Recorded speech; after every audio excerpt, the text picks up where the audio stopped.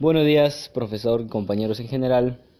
En este video les hablaremos sobre nuestra experiencia vivida en LUM, lugar de la memoria, la tolerancia y la inclusión social.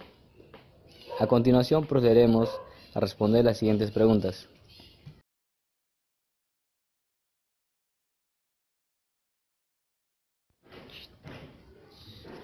Para mí la visita al LUM fue una experiencia asombrosa porque me impactó todos los testimonios escuchados y ver imágenes de los desaparecidos. Desde mi punto de vista, la visita a Lund fue un acontecimiento impresionante para mí y a la vez un poco atemorizante debido a que en esta visita pude presenciar la realidad nacional que se vivía en esa época. Sin embargo, si hablamos de otro contexto, por ejemplo, la historia política del Perú, eso no me pareció tan interesante, pero en resumen sí fue una buena visita. Mi visita a Lund me pareció una experiencia que me ayudó a reflexionar como ciudadano. Además, me conmovió la situación de violencia en la época de los 80. Me pareció interesante y me conmovió saber los testimonios de las personas que sufrieron a causa del terrorismo. Y también me ayudó a reflexionar sobre los derechos que fueron vulnerados y sobre la cantidad de muertes que hubo. Mi visita a LUM fue una experiencia única, ya que pude aprender sobre el terrorismo que se vivía en esa época. También me sorprendió la cantidad de familias que han sufrido maltrato y la pobre educación que había en esa época.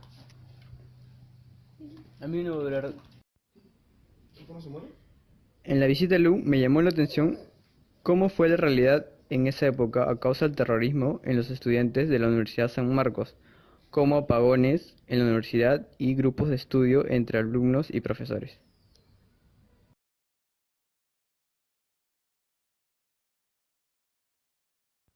Según la ética, tiene que ver con la reflexión sobre la convivencia. Ello requiere evaluar la situación o problema, analizando cómo es y cómo debe ser, para convivir mejor. Entonces, el conflicto armado interno trajo problemas en la convivencia para los ciudadanos de diferentes regiones. Casos como violaciones, asesinatos, discriminación y violación de derechos. En la actualidad, los problemas éticos todavía siguen. Sigue la discriminación en los departamentos alejados y las violaciones de derechos. Además, en las universidades, en pueblos jóvenes, etc.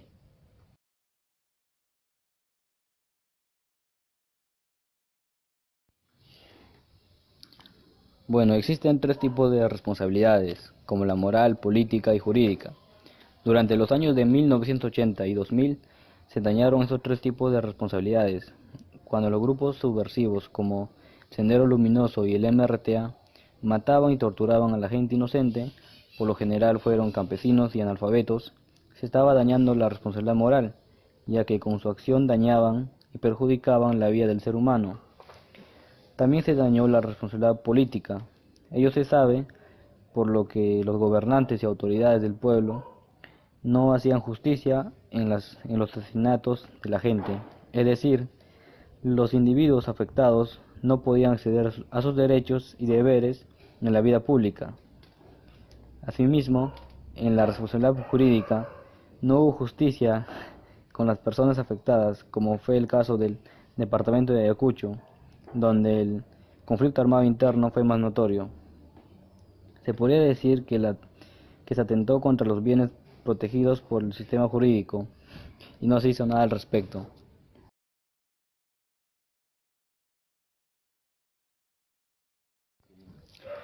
Esta época del terrorismo en el Perú fue el periodo de desarrollo original del departamento de Ayacucho en 1980 por la escalada armada de la organización terrorista Sendero Luminoso, seguido por la insurrección del también grupo terrorista Movimiento Revolucionario Tupac Amaru en 1985. Este conflicto fue el más sangriento de la historia peruana. Su ideología estaba en contra del gobierno.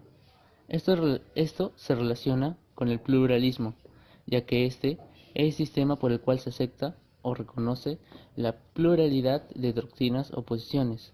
También es la tendencia a reconocer y permitir la expresión, organización y difusión de diferentes opiniones. En una democracia, este es uno de los principios básicos y reconoce que en la participación representativa existen varios grupos compitiendo para llegar al poder. como es el caso del MRTA y el grupo senderista. También reconoce la existencia de diversos intereses dentro de una sociedad y que existen organizaciones estructurales, sociales, valores y comportamientos. Este pluralismo también se vincula directamente con las elecciones.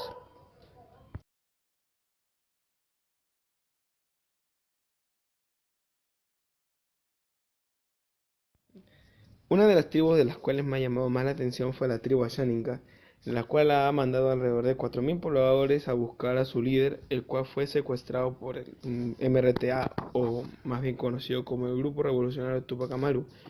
Para llevar esta operación a cabo usaban una técnica de silbido especial para saber si, por ejemplo, si es que estaban reunidos en un determinado lugar o para saber si uno de sus compañeros había fallecido en plena acción.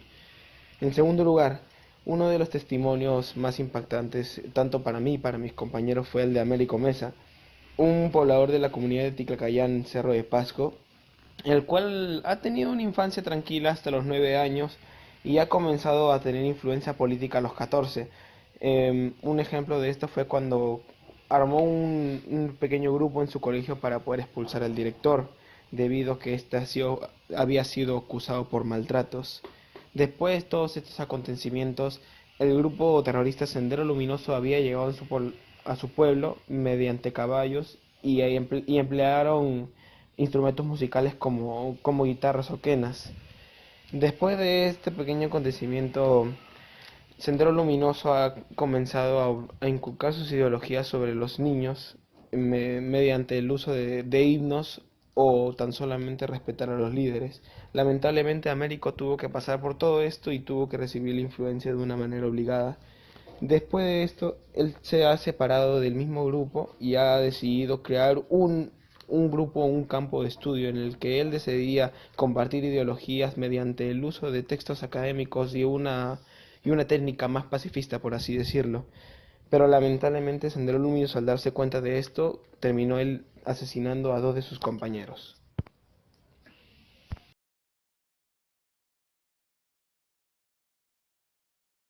Dignidad es una cualidad que se hace valer como persona, se comporta con responsabilidad, seriedad y con respeto hacia sí mismo. Derechos humanos son inherentes a todos los seres humanos sin distinción alguna de nacionalidad, lugar de residencia, sexo, origen nacional, étnico, color, religión, lengua o cualquier otra condición. Según los derechos de primera generación, han sido violados el derecho a la vida, libertad y a la seguridad jurídica. Según los derechos de primera generación, toda persona tiene derecho a y libertad fundamental sin distinción de raza, color, idioma y posición social o económica. Asimismo, nadie puede ser sometido a torturas ni a penas o a tratos crueles, inhumanos o degradantes, ni puede ocasionar daño físico, psíquico o moral. Los derechos de segunda generación también está que toda persona tiene derecho a la seguridad social y obtener una satisfacción de los derechos económicos, sociales y culturales. También está que toda persona tiene derecho a la seguridad social y obtener toda persona tiene derecho a un nivel de vida adecuado y que se asegure de ella y a su familia, en salud, alimentación, vestido y vivienda, asistencia médica y servicios sociales necesarios. Y los de tercera generación se violaron el derecho a una vida digna.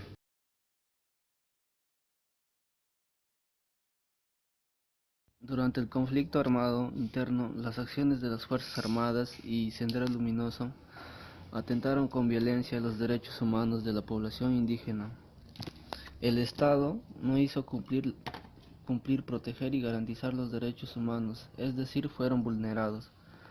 Y además excluyeron las políticas de Estado como educación y salud. Un ejemplo fue la época del gobierno Alberto Fujimori, que al dar el golpe de Estado se apropió de la mayoría de los poderes y declaró estado de emergencia cediendo poderes a las Fuerzas Armadas, el cual cometieron muchos abusos hacia la población.